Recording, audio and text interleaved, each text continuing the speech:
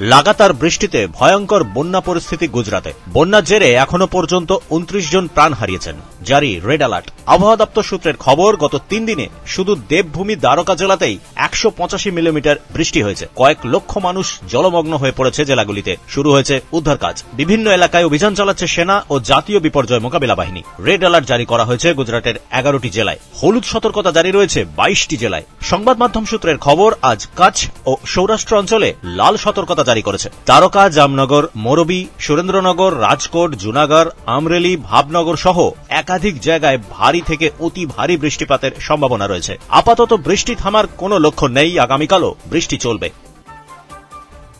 Bureau report, পুবের কলম digital.